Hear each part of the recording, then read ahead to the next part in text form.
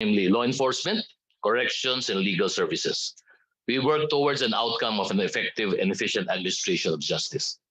Under the 2017 to 2022 Philippine Development Plan, we contribute to the subsector outcomes of an enhanced civil, criminal, commercial, and administrative justice systems, improve sector efficiency and accountability, and significantly reduce criminality and illegal drugs. This will further contribute to the sector outcomes of an ensured swift and fair administration of justice and ensured security, public order, and safety. May we now, Your Honors, please highlight in the next few slides some of our major accomplishments. As shown in this slide, we were able to improve the disposition rate of preliminary investigations from 78.3% in 2013 to 92.35% by the end of 2021.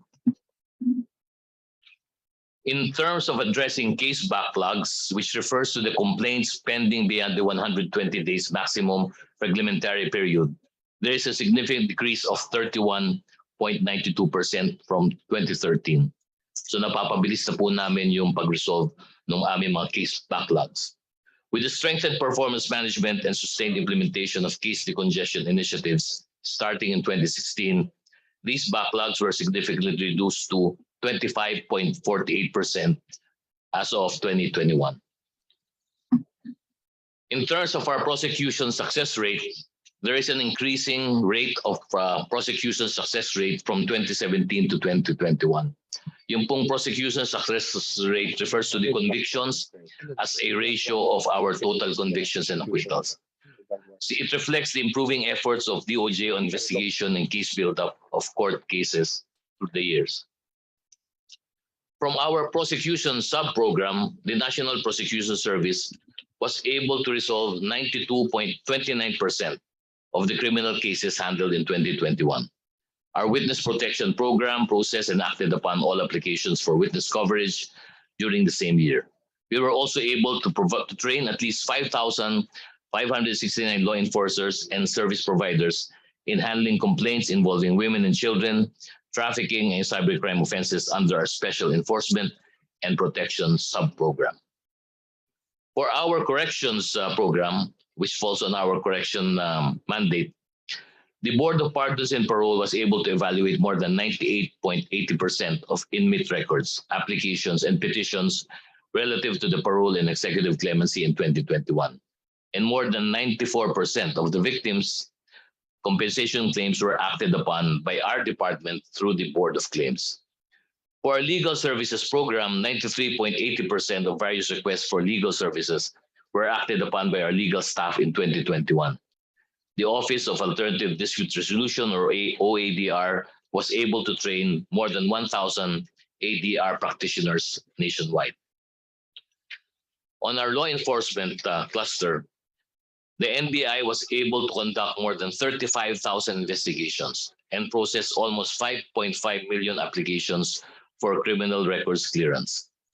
On the part of the Bureau of Immigration, they processed at least 60% of international airport passengers coming in and out of the country within 45 seconds upon primary inspection in 2021. The agency also processed more than 94% of immigration and registration documents within 6 days from receipt. For our correction agencies, the Bucor managed an average of 49,539 inmates under its custody. Out of the said inmate population, at least 93.61% were able to participate in the various reformation programs of the Bucor. The Parole and Probation Administration was able to secure more than 99.55% of its supervised offenders were compliant to their probation and parole conditions. 98.39% of the clients of PPA are now participating in rehabilitation programs.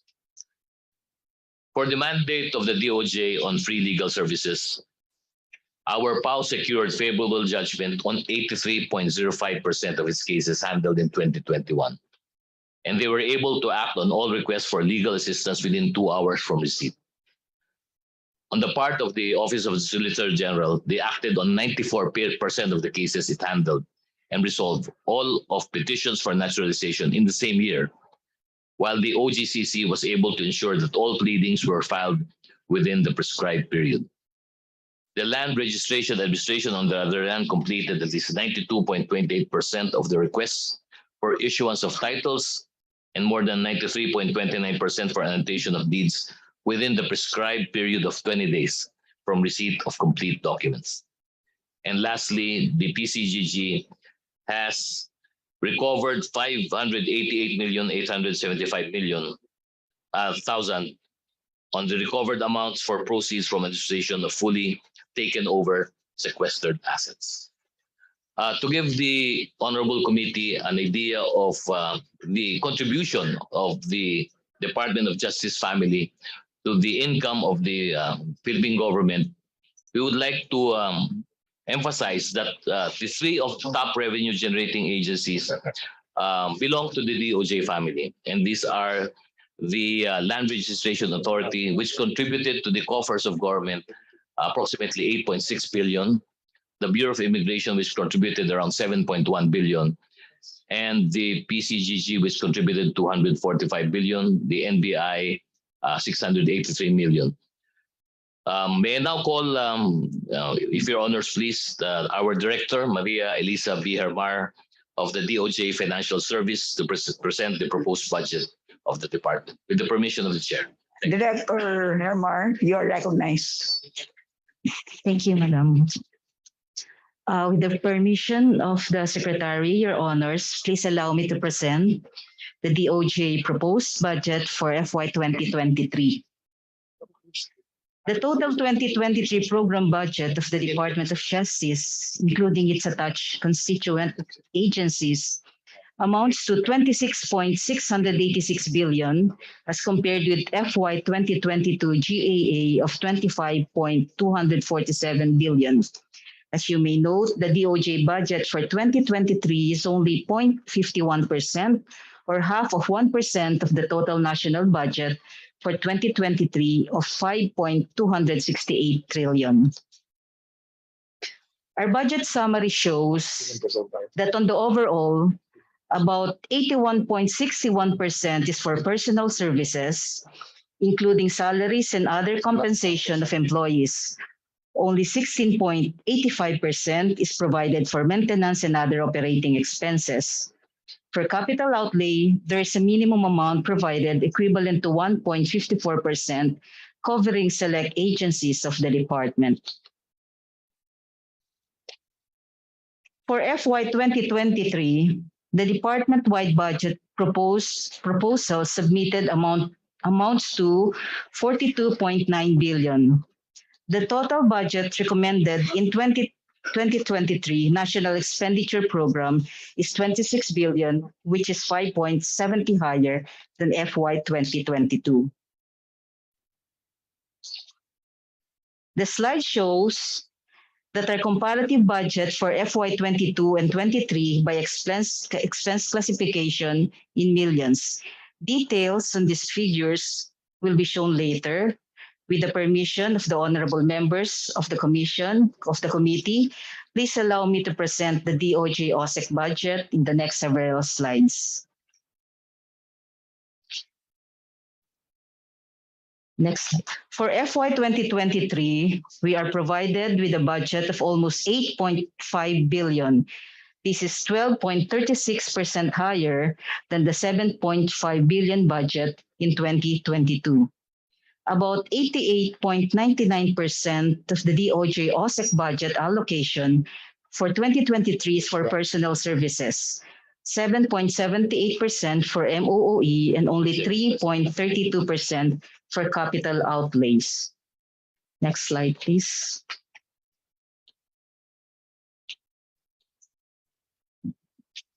For our law enforcement program, the prosecution services or the National Prosecution Service increased by 10.52%, Witness Protection Program increased by 10.38%, and the Special Enforcement and Protection Program decreased by an average of 34.27%.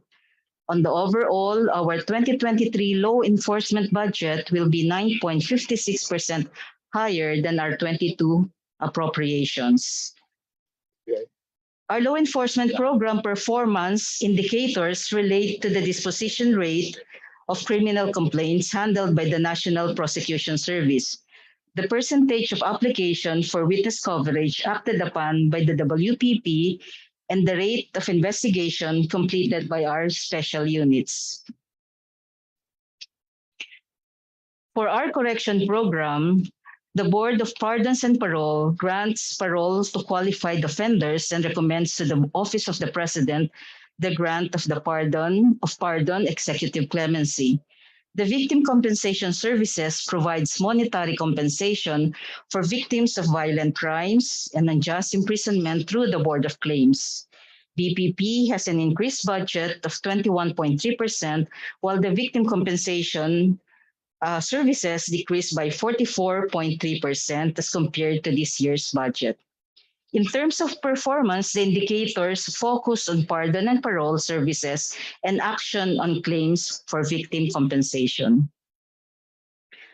On legal services, the DOJ legal staff renders various legal services in relation to the function of the Justice Secretary as Attorney General, including legal opinions, resolution of citizenship cases, grant of special non-immigrant visas, legislative position paper, and legal studies, among others.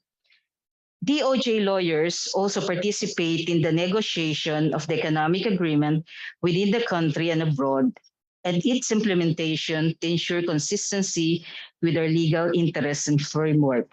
On the overall, the FY 2023 budget for legal staff or legal services is reduced by 3.97%.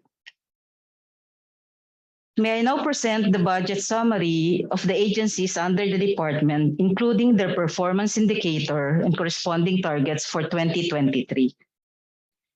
For a touch and constituent agency, we start with the National Bureau of Investigation. For 2023, the recommended budget for our law enforcement agency amounts to 1.856 billion, which is 20.17% lower than the 2.325 billion in 2022. For the said budget, NBI will be able to process more than 7.6 million applications for clearance, of which at least 98% will be processed within 10 minutes from receipt. NBI will also be able to act and conduct investigation in at least 57,000 cases. For the Bureau of Immigration, the 2023 recommended budget amounts to 1.614 billion, which is 1.33% higher than the 1.593 billion in 2022. Given this budget, the BI estimates to process 99% of entries and exit within 45 seconds upon primary inspection. The agency will also process 94.60% immigration transaction within 6 days from filing to implementation, and also targets to dispose 93.80% of intelligence cases within 60 days. Next, for the Bureau of Corrections, the 2023 recommended budget amounts to 5.910 billion, which is 12.27% higher than the 5.264 billion in 2022. The increase in budget includes PS requirements to cover 4,700 field uniformed personnel, PS requirement of 433 unfilled uniformed personnel, annualization of 1,000 correction officers position created in 2022, and provision for 1,000 short firearms corresponding to the additional 1,000 correction officers.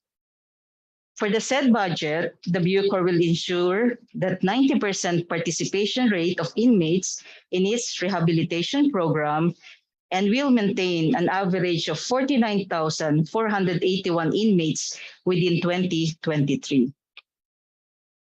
For the Parole and Probation Administration, the PPA, the 2023 recommended budget amounts to 883 million, which is about 12.14% lower than the 1.005 billion in 2022.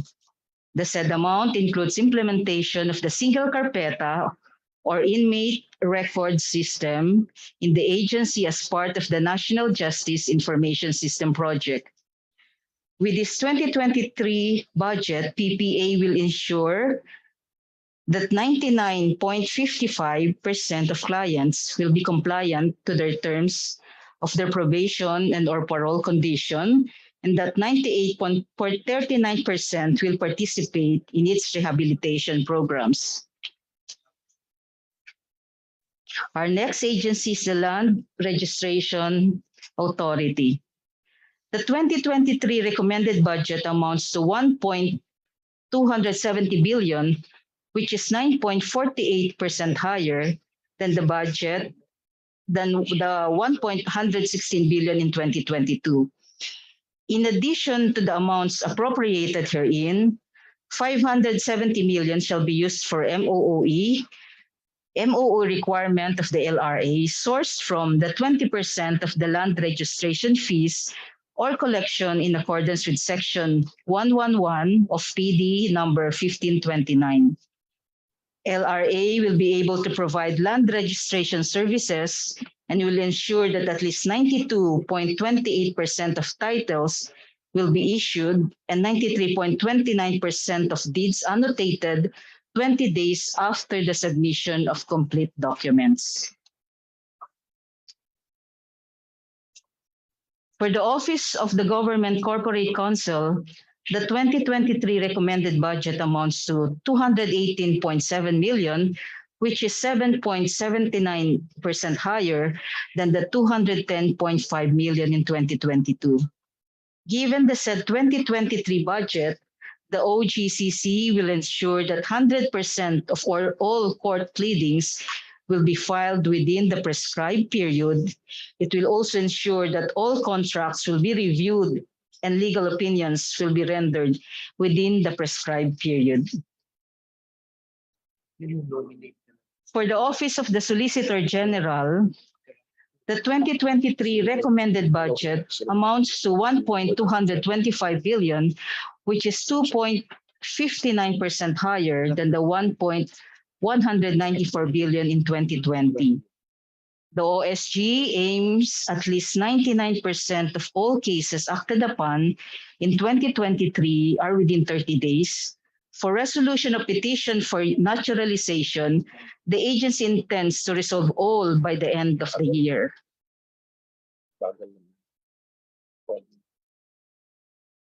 For the Presidential Commission on Good Government, the 2023 recommended budget amounts to 146 million, which is 8.75% lower than the 160 million in 2020. The PCGG targets the amount of remittance to the Bureau of Treasury, income generated from surrendered sequestered assets, including rental and interest income from recovered asset under escrow by BTR, amounting to 410 million. Our next agency is the Public Attorney's Office. The 2023 recommended budget amounts to 5.30 billion, which is 5.94% higher than 4.747 billion in 2022.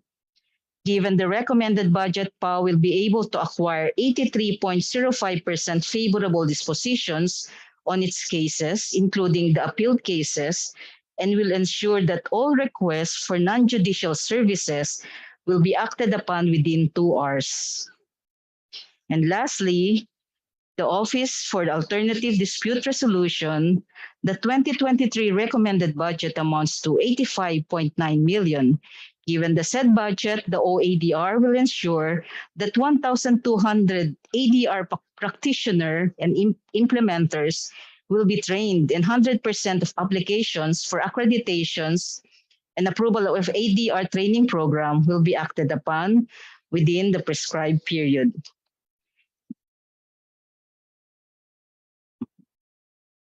This ends our presentation for the 2023 budget, Madam Chair. Salamat. Salamat, Secretary Remulla and DOJ family. At this point, we now open the floor to questions.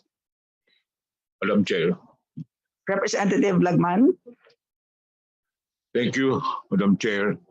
As a courtesy to a former colleague, the Honorable Justice Secretary Crispin Remulla. The same courtesy we afforded to a former colleague, the DARS Secretary Conrad Espelia.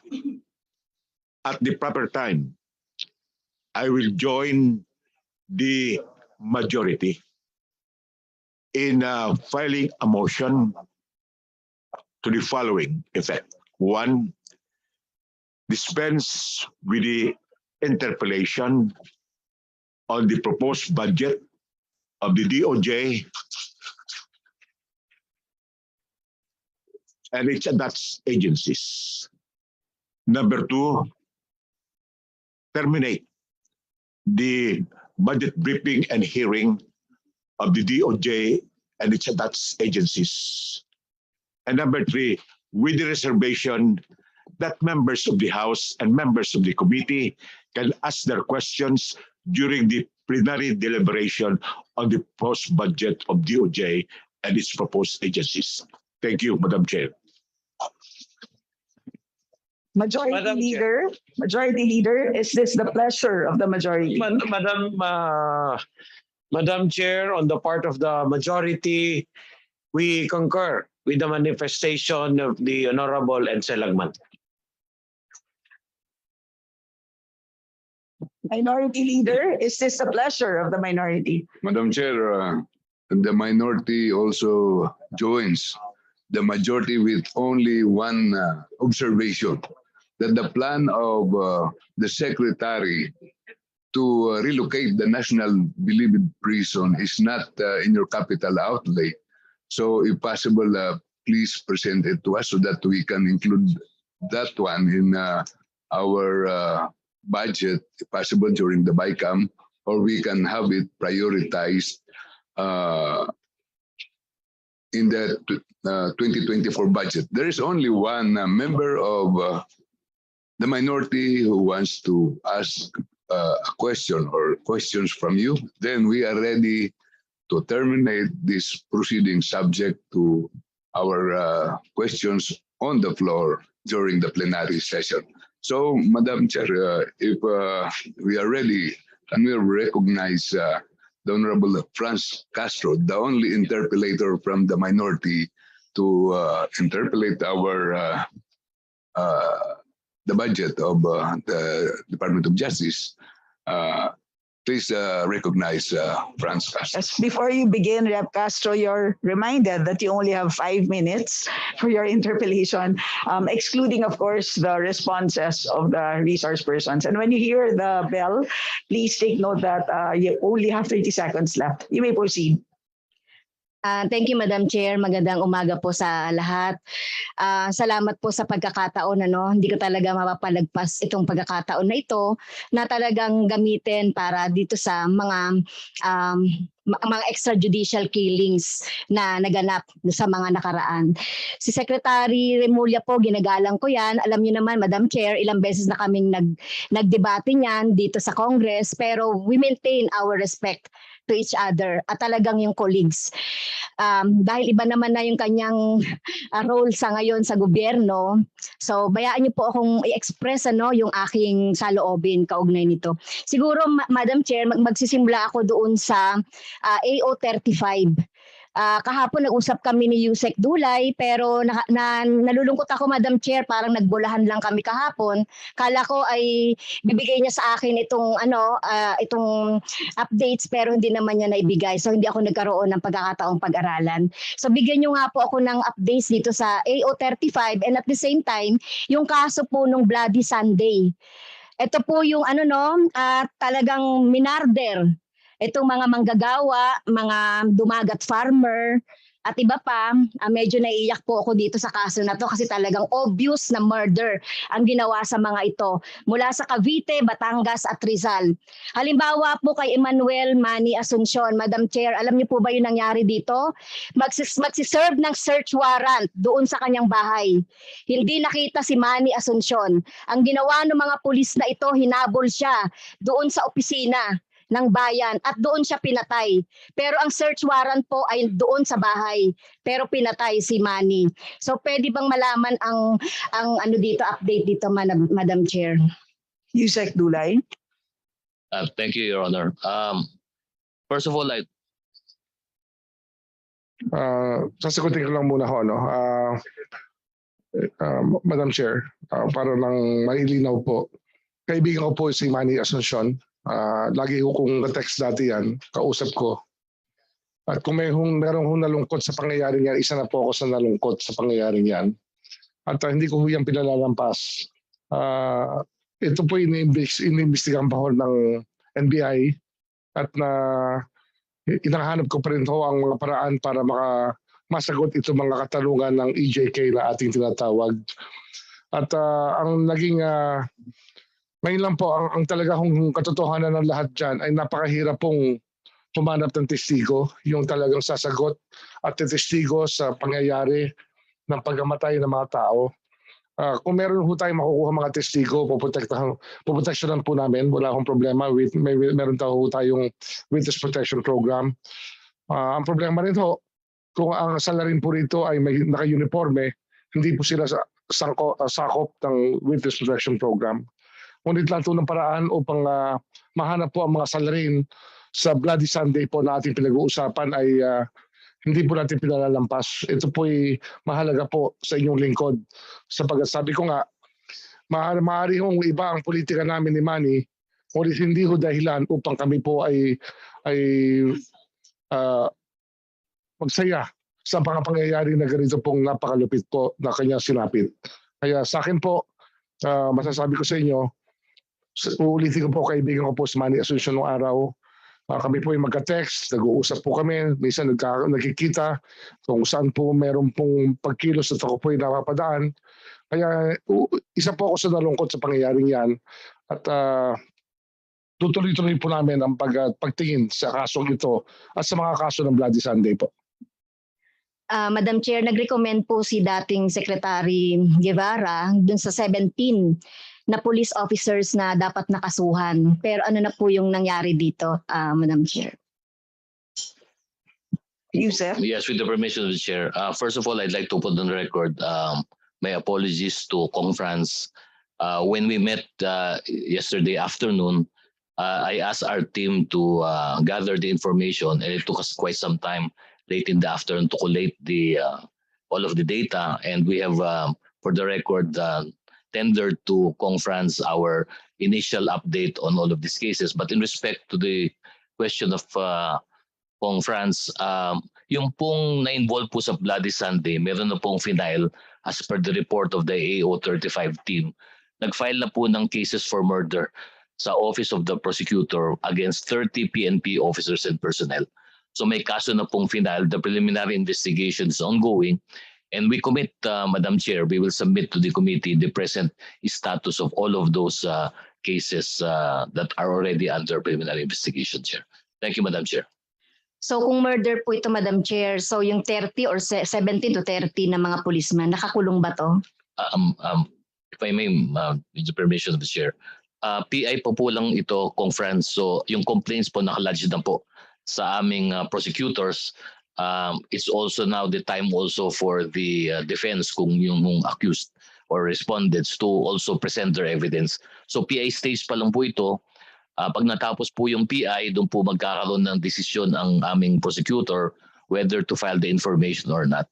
But I commit, Madam Congressman, that we will present the data and the details of the cases under PI.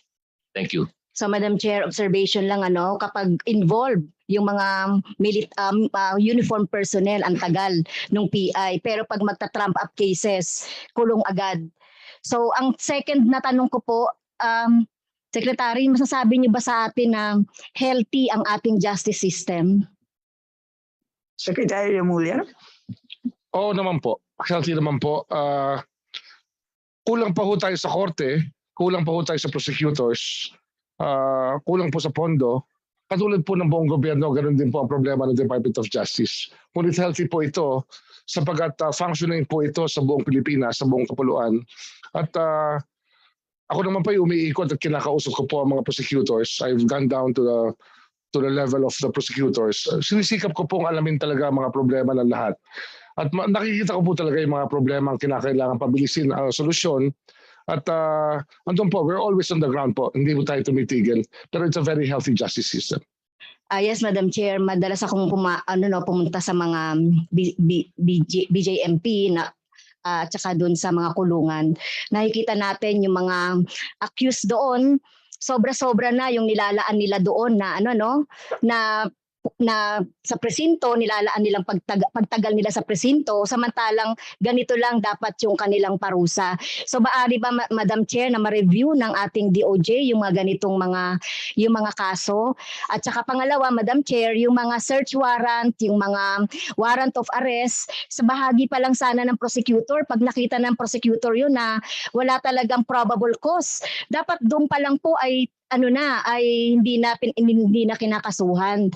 Kaya lang po yung mga nararanasan nating mga trump-up cases, lalong-lalo na sa mga opposition, sa mga aktivistang kagaya namin, ay talagang hinuhuli kahit na wala pang probable cause, kinukulong hanggang sa mabulok sa kulungan. At ngayon, as Mr. Secretary, marami pong mga trump-up cases sa mga aktivista na unti-unti siyang na-dismiss dahil walang probable cause. Pero nabubulok yung mga aktivista at mga opposition o namang may mali o may ibang paniniwala sa gobyerno, nandoon pa rin po. So yun lang po ang gusto natin, Madam Chair. Salamat sa pagkakataon.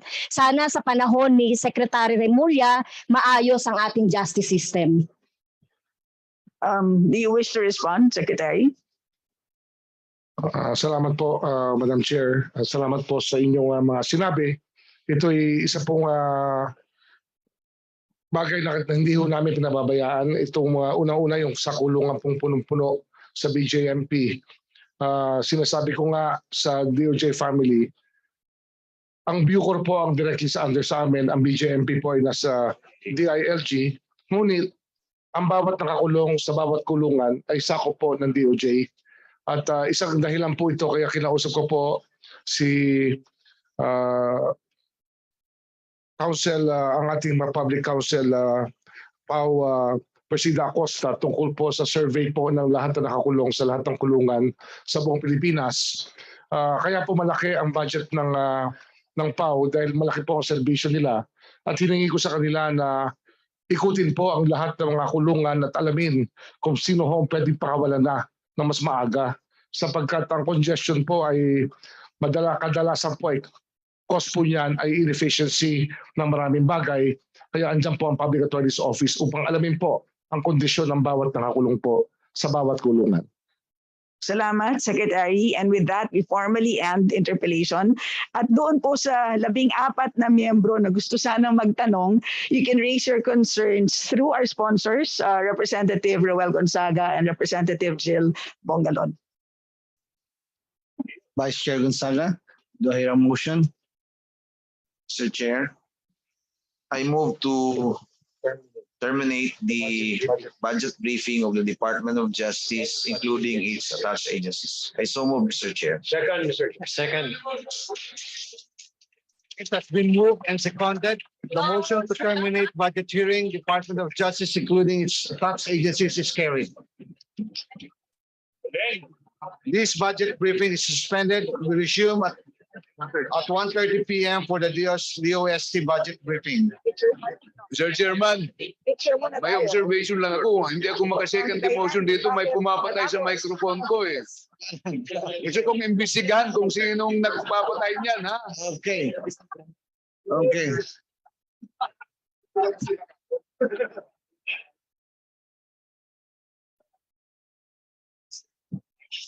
Oh, saka. Ikaw lang gusto mo masyarap sa opisina mo. Kaya, ano sa'yo mo? Ayun. Ano oras?